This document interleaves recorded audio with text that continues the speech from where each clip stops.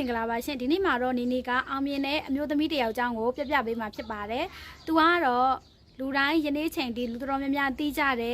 ်ပြောလိုက်တာနဲ့သူတချင်းတွေကိုအတန်းမြေအောင်ပြီးတော့စိတ်ထဲမှာခုချိန်ဒီနားထောင်နေကြတော့ခုချိန်ဒီအရန်ကြိုက်ရအောင်ပေါ့နော်သူတချင်းတွေကခုချိန်ဒီလည်းခက်စားနေတော့အဲ့ဒီအမျိုးသမီးနာမည်ကတော့ရီဟာနာလို့ခေါ်ပါတယ်။ तू ကဘလို့မျိုးစသူ့ဘဝဘလို့စတင်ခဲ့လဲဘလို့အောင်မြောင်စူးစမ်းခဲ့လဲဘလို့ခက်ခဲတွေရှိခဲ့လဲအခုချိန်မှာဘာတွေပိုင်းဆိုင်နေပြီလဲဆိုတာတွေကအစပြပြပေးမှာဖြစ်ပါတယ်။ ရီဟာနာရဲ့နာမည်အပြည့်စုံကကြတော့ Robin Rihanna Fenty ပေါ့နော်Fenty ဆိုတာကသူမရဲ့နာမည်ကသူ့ရဲ့ brand တွေဆိုလဲဒီနာမည် Fenty ဆိုတဲ့နာမည်နဲ့ထုတ်တာတွေများတယ်ပေါ့နော်သူ့ကို1988မှာဖေဖော်ဝါရီ20မှာမွေးဖွားခဲ့တယ်ကာရီဘီယန်ကျွန်းနိုင်ငံသေးသေးလေးမှာသူ့ကိုမွေးဖွားခဲ့တယ်မိသားစုအခြေအနေကလည်းအရန်ကိုဆင်းရဲတယ်ပေါ့နော်ပြီးတော့သူ့အဖေဆိုလို့ရှိရင်လည်းမူရစေးရဲ့တားကောင်ဖြစ်ပြီးတော့မူရစေးဆွဲနေတယ်ပြီးတော့ပတ်ဝန်းကျင်ကလည်းအဲ့လိုမူရစေးဆွဲတဲ့ပတ်ဝန်းကျင်မှာပြီးတော့သူ့မိဘနှစ်ဦးကဆိုလို့ရှိရင်လည်းအဲ့လိုခဏခဏရမ်းဖြစ်တယ်ပေါ့နော်အဲ့လိုပတ်ဝန်းကျင်မှာသူကကြီးပြင်းခဲ့ရတယ်သူမရဲ့စတင်မှုကတော့ရီဟာနာကအသက်56မှာပေါ့နော်သူမရဲ့တူနဲ့အမှုပညာကိုစိတ်ဝင်စားပြီးတော့ဒီမိုဆောင်းနေနဲ့အလုပ်စားလုပ်ခဲ့တယ်အဲ့ဒီအချိန်မှာ producer တွေနဲ့ဆက်သွယ်ပြီးတော့ပေါ့နော်ဂျေဆက်က rapper producer ကြီးနဲ့သူ့စီကိုရောက်သွားတယ်ပေါ့နော်ဂျေဆက်ကသူ့မျက်နှာပေါက်ကပေါ့နော်လူတွေကိုလွှမ်းမိုးစေတဲ့မျက်နှာပေါက်ရှိတာကိုသူကသဘောကျပြီးတော့ရီဟာနာကိုသဘောကျပြီးတော့ဒီ channel recording နဲ့သူ့ကိုစာချုပ်ခဲ့တယ်သူမရဲ့အောင်မြင်မှုကကြတော့သူ့ရဲ့ပထမဦးဆုံး album ပေါ့နော် Music of the Sun 2005မှာ Billboard chart မှာတက်လာတယ်ပေါ့နော်2009ခုနှစ်မှာထွက်တဲ့ကိုကဲကွန်ဘဲ album ထဲမှာဆိုလို့ရှိရင် Ambla တချင်းကရီဟာနာအတွက်ပေါ့တကဘာလုံးမှာပေါ့နော် superstar တယောက်လို့ဖြစ်လာတယ်ပေါ့နော်နောက်ထပ်တချင်းတွေဖြစ်တဲ့အခုချိန်ဒီခက်စားနေတဲ့တချင်းတွေသိရမှာ Diamond တို့ We Found Love တို့ Only Care တို့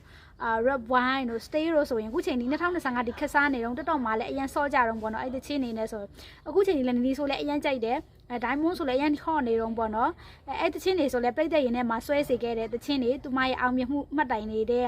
တချင်းတွေပဲဖြစ်တယ်ပေါ့နော်သူမကစီးပွားရေးလောကတွေကိုဘလို့ရောက်လာလဲဆိုလို့ရှိရင်သူမရဲ့ပေါ့နော် artist အလုပ်တစ်ခုရဲနဲ့သူမက artist မဟုတ်ဘူးပေါ့နော်အဆိုတော်အလုပ်တစ်ခုရဲနဲ့သူကရက်မနေဘူးစီးပွားရေးနယ်ပယ်တွေကိုဝင်ရောက်လာခဲ့တယ်သူ့ရဲ့နာမည်ပေါ့နော် Fenty ဆိုတာကိုယူပြီးတော့စီးပွားရေးလောကတွေဝင်လာ brand တွေထုတ်တယ်ပေါ့နော်သူ့ရဲ့2019မှာသူထုတ်တဲ့အလှကုန်ကကြတော့ Fenty Beauty ဆိုပြီးထုတ်တယ်အဲ့အလှကုန်ထုတ်လိုက်တဲ့အချိန်မှာကြတော့လေအသားအရောင်အမျိုးမျိုးအတွက်ပေါ့နော်သူမရဲ့ပစ္စည်းကပြည့်စုံတယ်ဆိုပြီးတော့လဲချီကျူတာခံရတယ်ပေါ့နော်နောက်တစ်ခုကကြတော့ brand ကကြတော့ Celebrate H Fenty ဆိုပြီးတော့ brand တစ်ခုကိုဝယ်ပြီးထူထောင်တယ်အဲ့ဒီအချိန်မှာကြတော့လေသူ့ရဲ့ယောက်ျားလေးတွေ sexy ဖြစ်တယ် wine poster ဆိုပြီးစသဖြင့်ပေါ့နော်အဲ့လိုခုချိန်ဒီလေသူ့ရဲ့ brand ကလည်းဟော့နေတော့ပေါ့နော်အဲ့လို brand တွေနဲ့စပြီးတော့စီးပွားရေးလောကတွေကိုဝင်ရောက်လာခဲ့သူမရဲ့ပိုင်ဆိုင်မှု Rihanna ရဲ့ပိုင်ဆိုင်မှုဟာဆိုရင်2021မှာ Forbes ကပေါ့နော် Rihanna ကိုဆက်မှုဘီလီယံနာအဖြစ်ကြေညာခဲ့တယ်ပေါ့နော်သူရဲ့အဓိကဝင်ငွေတွေကသူတချင်းဆိုတဲ့နေရာကနေရတာမဟုတ်ဘူးသူရဲ့ beauty brand တွေပြီးလို့ရှိရင်အဝတ်စားထုတ်တဲ့ brand တွေကနေငွေတွေကအများဆုံးဝင်တယ်ပေါ့နော်ခုလက်ရှိအရာသူ့ရဲ့ပိုင်ဆိုင်မှုဟာဆိုရင် American dollar 1.4 billion ကျော်တောင်ရှိနေပြီပေါ့နော်ဒါကသူမရဲ့ပိုင်ဆိုင်မှု